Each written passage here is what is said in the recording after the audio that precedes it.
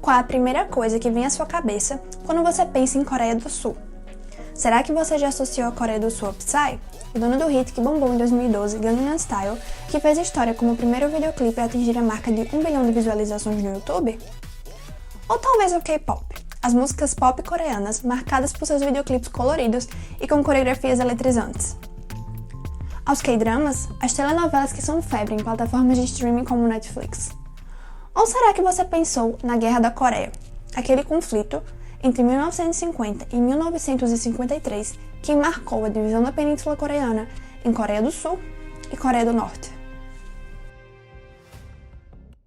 Após passar 18 dias em Seul, capital da Coreia do Sul, eu pude refletir sobre a importância do jornalismo de viagem e, por isso, decidi entrevistar brasileiros que tiveram a oportunidade de conhecer a Coreia do Sul, como turistas, intercambistas ou residentes.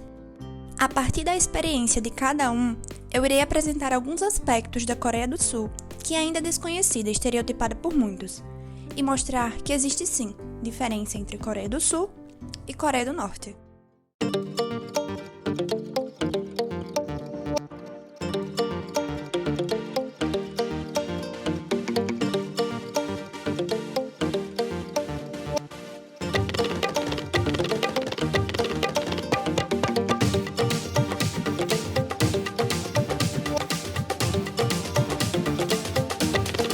Entre 1960 e 1990, logo após a trégua da Guerra da Coreia, a Coreia do Sul, um país com poucos recursos naturais, saiu da miséria, conseguiu se reconstruir, impulsionar a economia e se tornar um dos países mais avançados e competitivos do mundo.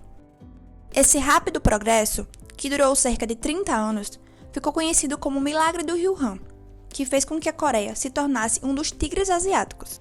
E é importante dizer que essa evolução foi pautada em uma reestruturação do sistema educacional do país. Sempre vi falando sobre a educação coreana, mas quando eu cheguei aqui eu vi que era algo de berço, que se você entra numa boa escola, numa boa universidade, significa que você já é bom, você não precisa mostrar nota para eles.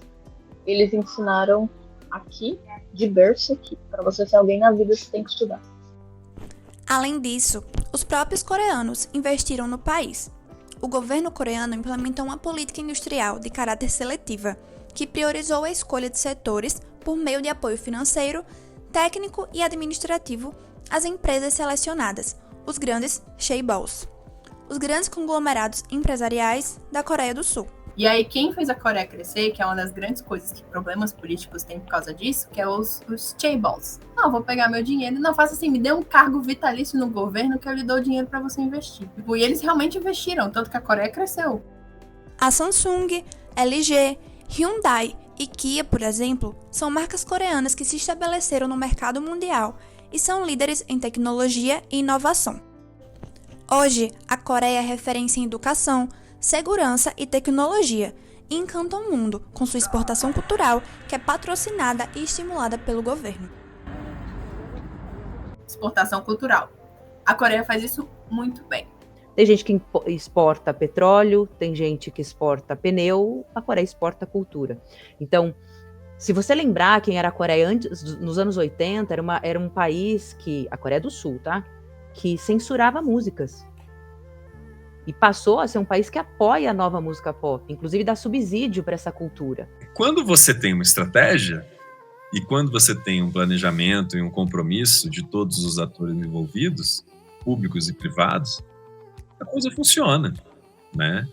Eu não acho que nenhuma empresa coreana produza conteúdo de graça.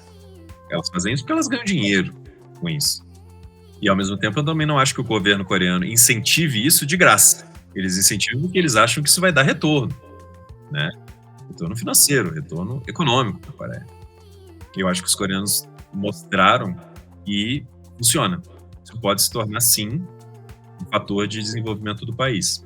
De acordo com dados do Banco Mundial, o PIB da Coreia do Sul é de 1,5 trilhão de dólares, tornando o país a 11ª maior economia do mundo e a 4ª maior economia da Ásia, atrás da China, Japão e Índia.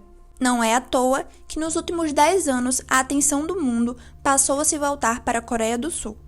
A Hallyu Wave, ou onda coreana, termo usado para se referir ao boom da cultura coreana em países não asiáticos, é resultado de uma poderosa estratégia política do governo sul-coreano, a partir de investimentos no setor cultural, criada em 1995. Com essa estratégia, a Coreia do Sul passou a usar seus bens culturais para se destacar na comunidade internacional, o chamado soft power. Ou seja, sem uso da força, a Coreia conquistou interesse internacional com uma imagem atrativa, por meio do K-pop, dos K-dramas, dos filmes, dos produtos de beleza, da tecnologia e dos jogos.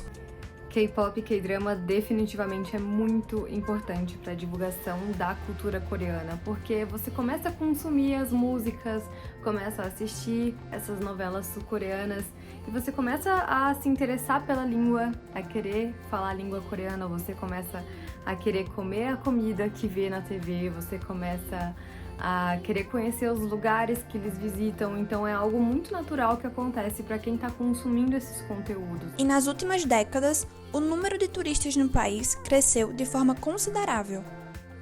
Ele não só cresceu, como ele se diversificou. Talvez seja melhor do que crescer, né? E crescer trazendo aviões e aviões de chineses é uma coisa. Em um determinado momento foi assim. Crescer trazendo gente de tudo que é lugar, cara, isso é incrível. São poucos países que conseguem fazer isso. A gente não pode ser ingênuo e achar que a Coreia está aqui porque explodiu, porque do nada. Eu acho que já é pensado pelo governo, né? Eu acredito que tem um incentivo de divulgação e de construção da imagem que eles querem vender da Coreia. K-pop é produto de exportação mesmo, não é de importação. Eu lembro que o Instituto Hyundai fez uma pesquisa entrevistando turistas, e a cada 13 turistas citava o BTS como motivo para visitar a Coreia. O turismo na Coreia cresceu nos últimos 15 anos, ele triplicou. Então, assim, é um projeto de governo. Agora, 2023, tem muito mais turistas. No começo, a Coreia estava não preparada para isso e agora eles estão se acostumando. Os governos locais, eles estão pagando estrangeiros, que foi o meu caso, para divulgar cidades assim pequenas ou regiões que estão mais afastadas da capital, porque eles sabem como o influencer, principalmente o influencer estrangeiro, ele consegue assim mostrar como a Coreia assim mais escondida tem muito a oferecer. Mas uma coisa que eu acho que é um ponto negativo é que a Coreia é um país muito pequeno, então tudo é muito pequeno. Final de semana, hoje em dia não dá mais para andar em lugar nenhum em Seul. Assim, é tudo lotado. Antes, eu acho que, além de ter menos turistas, eu acho que as pessoas passeavam um pouco menos, ficavam um pouco mais em casa, comparado ao que é hoje em dia. Eu acho que isso vai começar a piorar, sabe? Então, eu acho que vai começar a ser uma questão para isso, porque realmente tá bem superlotado. Hoje, a Coreia do Sul não é citada em noticiários apenas para se referir à tensão entre Estados Unidos e Coreia do Norte, porque pautas diferenciadas sobre a cultura coreana ganham cada vez mais espaço na mídia nacional e mundial. Em 2020, o filme Parasita fez história como o primeiro filme de língua estrangeira a ganhar o Oscar na categoria de melhor filme. Parasite. E em 2021, a série Round 6 se tornou a série mais assistida da Netflix. E drama é absurdo o que vem acontecendo com as plataformas. As plataformas descobriram uma mina de ouro com a Coreia. O brasileiro, ele é acostumado com novela. Mas o drama coreano é totalmente diferente, é uma linguagem diferente, é uma forma de abordar assuntos que a gente normalmente não vê nas nossas novelas. Grupos de K-pop, como BTS e Blackpink, quebraram recordes ao alcançarem o topo das paradas musicais. A música Dynamite do BTS possui mais de 1,5 bilhão de reproduções no Spotify. E em março de 2023, o Blackpink foi considerado pelo livro dos recordes como o grupo feminino com mais streams individuais do Spotify, quase 9 bilhões. Um levantamento da COFICE, Fundação Coreana para o Intercâmbio Cultural Internacional, do Ministério da Cultura, Esportes e Turismo da Coreia do Sul, aponta que exportações ligadas a conteúdos produzidos pelo país atingiram quase 12 bilhões de dólares em 2021. É algo que movimenta muito a economia deles, né? Essa questão da vitrine que o dorama e o K-pop traz, hoje a Coreia tem esse nome, porque os embaixadores são esses produtos. As pessoas começaram a ir para lá justamente para conhecer essa cultura que eles conheciam na internet ou nos doramas. E isso atraiu muita gente para ir para lá. No entanto, o fato da economia sul-coreana ter se desenvolvido muito rápido acabou trazendo consequências, como o ensino e o mercado de trabalho competitivos, os altos índices de depressão e suicídio, porque existe uma pressão social para ser o melhor em tudo. A Coreia é estressante. Os coreanos são estressados. Os coreanos são impacientes. Eles são nervosos, tá? E eles querem, eu não sei se consciente ou inconscientemente, mas eles passam isso para você. E se você entra nessa rodinha do hamster, aí você começa a descobrir por que a Coreia tem problema de suicídio, problema de saúde mental, etc. Porque realmente é muita pressão, é muito difícil. Em todas as esferas, nos estudos, no trabalho e na vida pessoal. Em dorama a gente não vê muito, porque eles retratam uma coisa romantizada, mas na vida real é completamente diferente. Tem a questão da carga de trabalho deles, que é extremamente alta. O que eles perdem na qualidade de vida é que eles trabalham demais. Quando eu cheguei lá, eu descobri que o país é bem menos colorido do que os doramas, é bem mais cinza, é bem mais duro. Os coreanos, eles têm suas lutas, têm sofrimentos, têm dificuldades e tudo mais. Ao mesmo tempo, eu consegui entender ainda melhor por que eles conseguem produzir coisas tão incríveis. E quando a vida é muito difícil, eu sinto, e na Coreia a vida é difícil no geral, não só porque tem muito desemprego lá, as pessoas têm um índice muito grande de tristeza, depressão, essas coisas. Aí você descobre por que eles gostam tanto desse K-pop que é tão colorido, desse dorama que é um conto de fadas, porque é uma espécie de criatividade de guerra, que eu chamo. O sistema educacional coreano é exemplar, mas é ao mesmo tempo muito competitivo e metódico, e muitos estudantes acabam lidando com dificuldades. Eles são muito competitivos em universidade, com nota, essas coisas. Eu acho que é a coisa que eu menos gosto, assim. Dentro da universidade, em uma turma, o professor não pode dar 10 a todo mundo, mesmo que todo mundo tenha ido bem. O ensino é realmente muito puxado, eles olham muito a questão da nota, se você tirou nota alta, nota baixa. Eles não são ativos, assim, em questão de dar opinião ou de questionar. Eles são ativos em questão de estudar, eles memorizam, eles aprendem tudo para fazer uma boa prova ou para mostrar uma boa nota. Você inicia a aula, o professor falando, e termina a aula, o professor falando. Os alunos são ranqueados, então, só 30% dos alunos vão receber 10, aí os outros 20% vão receber 9, aí o restante vai receber de 0 a 8. O inglês é mais uma forma que os coreanos inventaram de ranquear a si mesmos, entre eles. Quem fala inglês está numa categoria, quem não fala inglês está na outra. Outro impacto para os brasileiros é a questão da segurança na Coreia do Sul. É uma segurança que foge completamente do normal na minha cabeça. Porque aqui eu tenho uma liberdade maior, porque eu sei que nada vai me acontecer. E se me acontecer algo, o problema vai ser resolvido de alguma forma. E você pode baixar a guarda.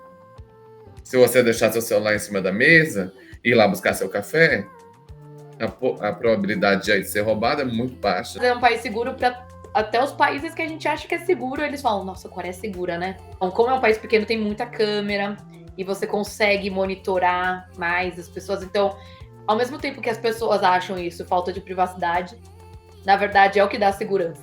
Eu só consigo fazer todas as coisas que eu faço porque eu moro na Coreia. Porque eu posso ficar trabalhando até 11h30, meia-noite, sem me preocupar em como que eu vou voltar para casa.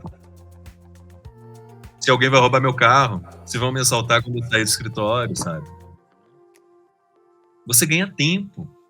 E para comprovar que cada experiência é única, Gabriela Brandalize foi a única dos entrevistados que afirmou não ter se sentido segura na Coreia do Sul. Eu não me senti segura na Coreia, tá? Vou ser honesta com você. Eu até, pelo contrário, eu senti muito medo na Coreia. Senti tudo, menos segurança lá. Pelo contrário, eu andava super cabreira, tinha homem perto, eu ficava meio desconfiada. O depoimento dela traz à tona outros problemas enfrentados pela sociedade coreana, como xenofobia e machismo. A questão do machismo é uma coisa que acontece muito mais do que a gente imagina. Bares que a gente entrou e foi expulso automaticamente porque pessoas falaram que não queria ficar perto de estrangeiros. A xenofobia é bem real lá. Bem real, bem real, bem real mesmo.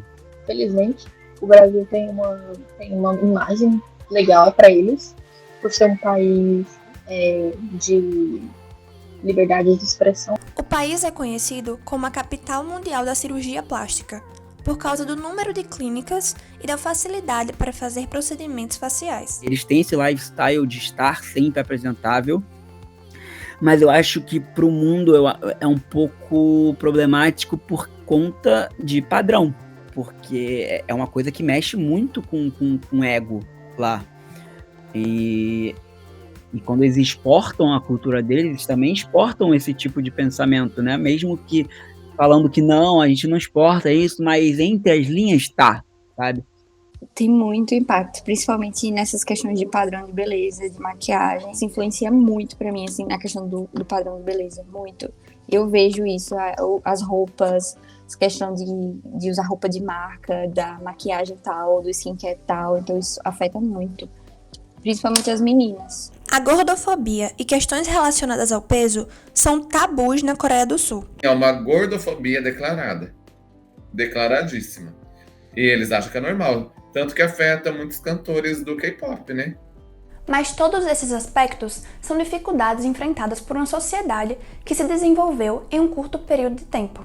A Coreia do Sul passou por muitas dificuldades até conseguir se estabelecer como um país tecnológico, seguro e como referência em educação. E hoje é o oposto da Coreia do Norte, que é um país fechado e ditatorial.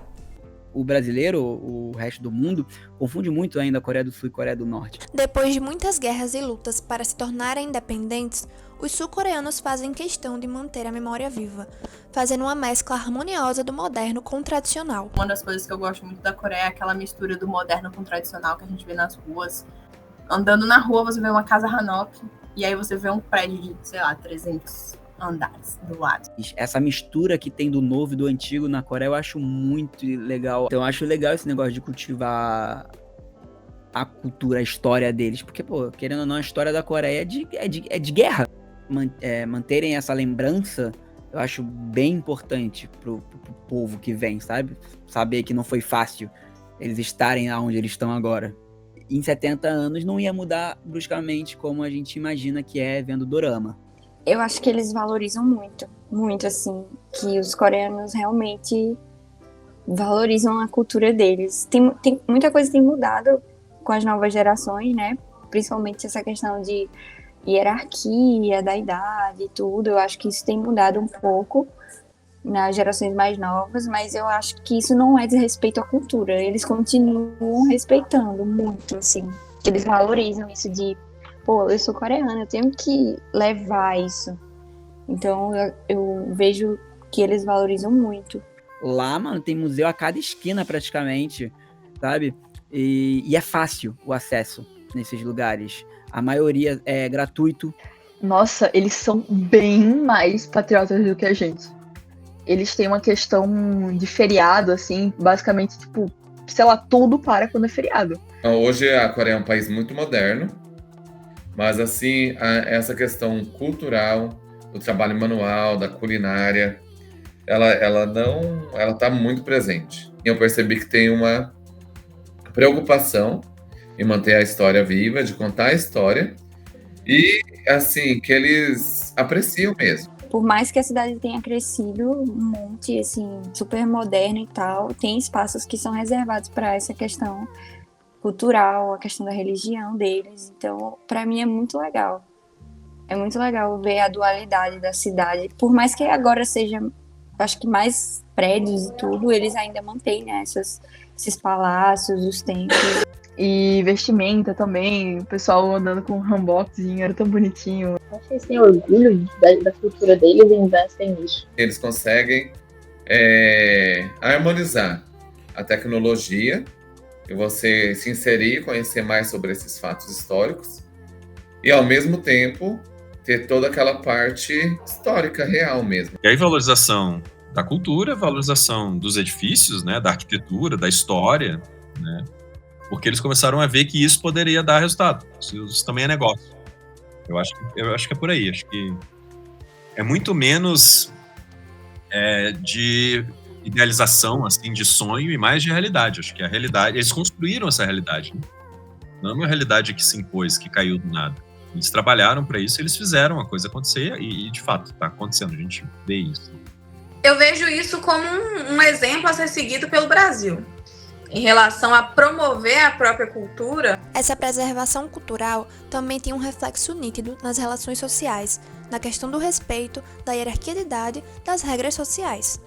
O choque cultural em si, eu senti muito em sentido do respeito, que como eles falam formalmente mesmo, de verdade, com pessoas, sabe? Esse negócio de servir, tem várias regras que você tem que seguir para não ficar uma coisa, uma imagem negativa. Para ser educado, você tem que seguir um monte de coisa, não é só falar obrigado, por favor, de nada. O metrô tá lotado na hora do rush, na hora que todo mundo sai do trabalho, e as pessoas, ao invés de fazerem muvuca, elas fazem fila para entrar.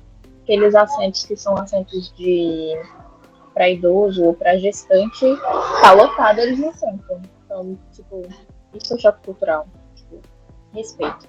Acho que é uma coisa mais tradicional deles também, a questão tipo, respeito aos mais velhos, é uma coisa que eles valorizam muito. Eu não acho exagerado em momento algum. E assim, não é feito de uma forma abusiva. Eu sou assim melhor que você. É feito de uma forma respeitosa mesmo. É importante lembrar que a Coreia do Sul ainda está em guerra com a Coreia do Norte, apesar de não existir uma tensão como pensamos existir ao ver notícias sobre a temática. Eu acho que a gente se preocupa mais do que os coreanos, assim, para eles estão tranquilos porque eles entendem que nada vai acontecer e se acontecer algo vai ser assim, eles vão resolver. Mas tem sim uma ameaça, né? Porque eles estão em guerra oficialmente.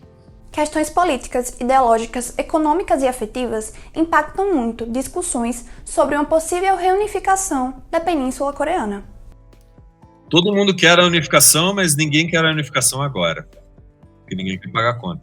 Não acham que tem como conviver com pessoas do norte. Antes de se unificar, eles precisam melhorar suas relações políticas. Para os entrevistados, conhecer a Coreia do Sul abriu horizontes e fez com que eles refletissem sobre as diferenças culturais.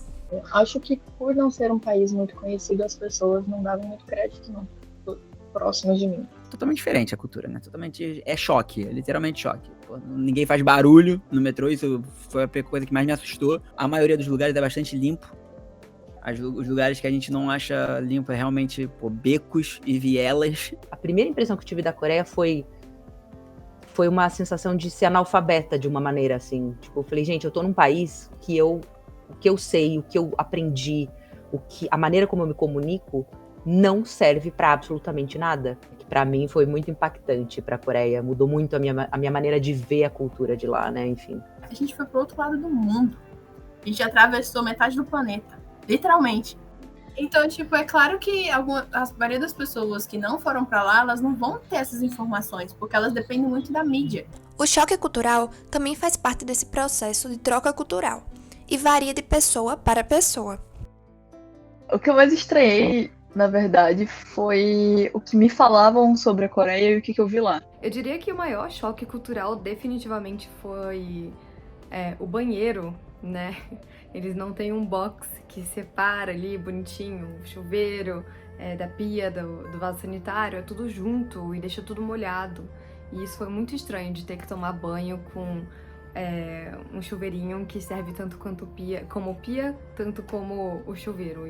Eu já cheguei lá, parecia que era um paraíso futurista, assim, também, né? Eu fui num restaurante que tinha literalmente um robô que era uma garçonete, gente. Eu olhei assim e falei, cara, o que é isso? O que me chocou muito foi o comportamento dos coreanos em geral na rua. Eles não interagem com pessoas que são estranhas a eles. Então, eles não aproximam, não puxam papo, não falam bom dia. Sendo latina e tendo essa experiência de sempre que você viaja pelo mundo todo, conhece outro latino, fica instantaneamente amigo e é fácil fazer amizade, isso é algo que me desagradou um pouco na Coreia. Tem ali, claro, a barreira de linguagem, não é todo coreano que fala inglês, mas ainda assim não são tão receptivos, né, como no Brasil. Eu acho. O pessoal me pergunta se dá para viajar para a Coreia falando inglês. Dá porque eles entendem inglês. Mas nem em todo lugar eles conseguem falar inglês com você. Eu vejo que eles têm muita vontade de poder falar inglês para se comunicar com estrangeiros, mas muitos deles não têm confiança. E quando perguntados de que forma a Coreia do Sul impactou a vida deles, as respostas foram variadas. Positivamente, a questão da qualidade de serviço. Você entra no restaurante, você pede comida, em 5 minutos sua comida está na mesa. Você vai comprar alguma coisa, é resolvido bem rápido. E negativamente foi a questão da acessibilidade. Mas uma coisa que me chocou negativamente foi porque, mesmo sendo tudo isso limpo, lindo e tecnológico, não é um país muito acessível, né? Tipo, para quem tem deficiência, enfim, é carro na calçada, não tem nada de guia para cadeirante, a maioria do comércio é segundo andar também, não tem elevador no país direito. Uma coisa positiva pra mim na Coreia foi a comida. Eu amo a comida de lá. É meio que uma descoberta mesmo. Você vai entrando, vai descobrindo, você vai entendendo. Outra coisa que me chocou foi a comida, um pouquinho. Que ou tudo é muito doce, é tudo muito apimentado. E aí você começa a explorar mais a culinária. Eu explorei de um jeito bem devagar, mas que pelo menos hoje em dia, depois de 8 anos, de 7 anos indo pra Coreia, agora já sei de tudo, até que é um dos motivos de por que eu gravo bastante, é pra meio que mostrar pras pessoas já, tipo, brasileiros, isso aqui, muita chance de vocês gostarem, isso aqui, acho que vocês não vão gostar, né? Então, pra já dar essas dicas. O transporte público é muito bom, ver que é algo que todo mundo usa. É tudo muito organizado. Você consegue andar muito lá. A cidade é feita para andar em Seul. Eu não penso também nessas experiências como boas ou ruins, né? Porque a experiência é aquele país, é aquele lugar, né? E a maioria dos entrevistados concorda que ser turista na Coreia do Sul pode ser uma experiência agradável. Eu acho que para ser turista aqui é perfeito, porque se é turista, você não precisa saber os problemas da cultura, os problemas sociais, você é só um turista. E a cidade funciona muito bem para turista. Eu prefiro ser turista. 1000 vezes. Eu acho que a partir do momento que você vai morar, você começa a ver o país de uma forma totalmente diferente. Eu gosto de vir aqui, gosto de passear, gosto de fazer compra, gosto de ver meus amigos coreanos, gosto de ver meus amigos estrangeiros. E eu gosto de voltar pro Brasil. Pra um dia voltar pra cá. A Coreia do Sul está em constante evolução. E assim como o turismo cresce no país, o país também conquista cada vez mais espaço no cenário mundial. Cabe a nós aprender com os sul-coreanos o que deu certo. E cabe a eles aprender com o mundo a como lidar com questões sociais e a como exportar essa cultura de forma saudável. O que realmente importa é entender que cada pessoa vai ter uma relação com um determinado país e que nem tudo que a mídia retrata deve ser aceito como verdade absoluta, porque as experiências são únicas. E esse é o papel social do jornalismo de viagem, mostrar diferentes nuances de culturas que parecem distantes. Vou definir a Coreia em uma palavra: conveniente. A Coreia é um país muito conveniente para tudo. Qualquer coisa que você quiser é conveniente. É um desafio. Viver aqui é um desafio. Tentar se adaptar aqui é um desafio. Qualquer lugar que você for, você vai ser um desafio também para os coreanos. A Coreia, para mim, é minha alma gêmea. Para mim, é o país que deu certo, assim. Deu certo. A Coreia deu certo. Eu definiria assim. País que deu certo e que tudo dá certo. E que depois de passar por muitas crises, muita exploração, eles conseguiram se recuperar muito rápido. Então, é um país que realmente deu certo. Os coreanos adoram usar essa palavra, ela é meio clichê, mas é verdade. A Coreia é dinâmica. E por que ela é dinâmica? Porque ela muda o tempo todo. Tá? Mas na maioria das vezes ela muda para melhor. Às vezes as pessoas só querem viajar para os mesmos lugares, que são os que a gente vê mais na TV, Estados Unidos, Europa. Mas tem outros continentes para visitar, outros países que super vale a pena. E foi legal fazer conteúdo sobre a Coreia e ver amigos meus que nem são fãs de K-pop nem K-drama falando: nossa, legal, será que eu devo visitar um dia? Isso é bem legal.